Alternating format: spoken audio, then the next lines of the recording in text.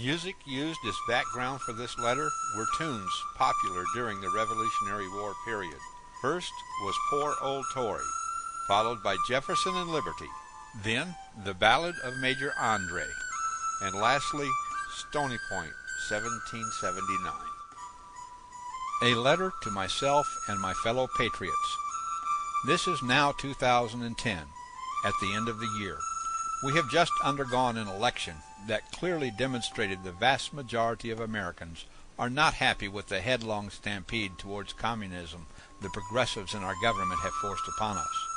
Even after being roundly defeated in the November elections, they seem to be fixated on forcing as many more progressive policies on us as they can during the lame duck session of Congress. 234 years ago, our forefathers declared independence from a government that was ignoring the wishes of the people and was forcing legislation upon the population that was limiting their personal and cultural freedoms. That declaration has, in years past, been a foundational pillar of who we are as Americans. Yet now it seems that many in positions of power in our government have forgotten the extent to which free men are willing to go when their liberties are trampled. Those brave men of 1776 stated it best when they wrote that whenever any form of government becomes destructive of these ends, it is the right of the people to alter or abolish it, and to institute new government, laying its foundation on such principles and organizing its power in such form as to them shall seem most likely to affect their safety and happiness.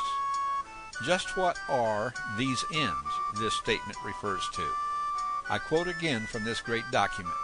We hold these truths to be self-evident, that all men are created equal, that they are endowed by their Creator with certain unalienable rights, that among these are life, liberty, and the pursuit of happiness. Of the 56 signers of the Declaration of Independence, 9 died before the writing of the Constitution. 11 lost virtually all of their property as a direct result of the Revolutionary War, and most of the others gave their fortunes to the cause. 3 of the 4 signers from South Carolina were captured and spent time as prisoners of war. 10 of the 56 signers returned to Philadelphia in 1787 to help write the Constitution. The 55 men who met in Philadelphia for the Constitutional Convention were no less dedicated to the cause of liberty and freedom than were those who signed the Declaration of Independence a decade earlier. Thanks to these men's diligence to protect individual liberty and property, they eventually produced a document which has proven to be the most effective, behind the Bible itself, governing document ever produced. On the 17th day of September 1787, the Constitutional Convention completed its work and presented to the 13 states the proposed Constitution of the United States of America. It would require the ratification of 9 of the 13 states to make the Constitution official. This was completed on the 21st of June, 1788, and the Continental Congress put the new Constitution into operation on the 13th of September, 1788. Under the guidance and protection of the Constitution, our country grew, prospered, and survived, even during wars from without and within for over a century. Then, at about the age of 115 years, the Constitution began to be interpreted and molded into a document to control the states and the people, instead of one to limit the power of the central government. As the politicians amassed more power for themselves, it seems those they placed on the bench of the Supreme Court were only too willing to make rulings that put things in the Constitution which are not there. And as time goes on, the trend accelerates. Just as our founding fathers believed and clearly stated that when a government goes beyond the boundaries of its purpose and becomes destructive of these ends, it is now our right to abolish or alter it. While there remains enough of the Constitution to still hold elections, we the people have failed to produce candidates in either major party who have sufficient regard for the Constitution to be bound by its limits on themselves. It is now time for us, as a people, to exercise another principle, or power of the people, that George Washington believed and wrote about. In 1787, while the Constitution was still in the ratification process, George Washington penned these words: "The power under the Constitution will always be in the people.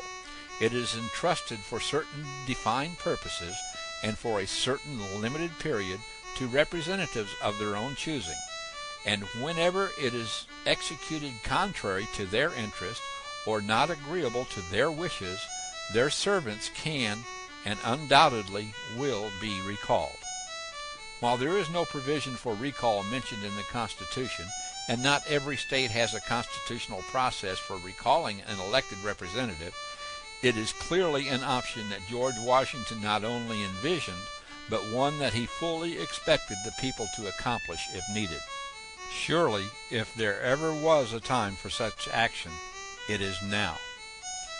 In those states which have a provision for recall, concerned patriots should be filing the necessary papers to begin the recall process now.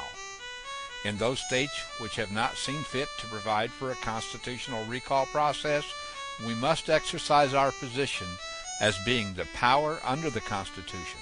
We must begin and continue massive demonstrations demanding that those representatives who are mocking the Constitution recall themselves by resigning. Do not sit on the sidelines and expect someone else to do your duty for you. If you understand that your member of the House or one or both of your senators fall into the category of those who disregard the Constitution, act on your beliefs or remain quietly on the sidelines and watch your country disappear before your eyes.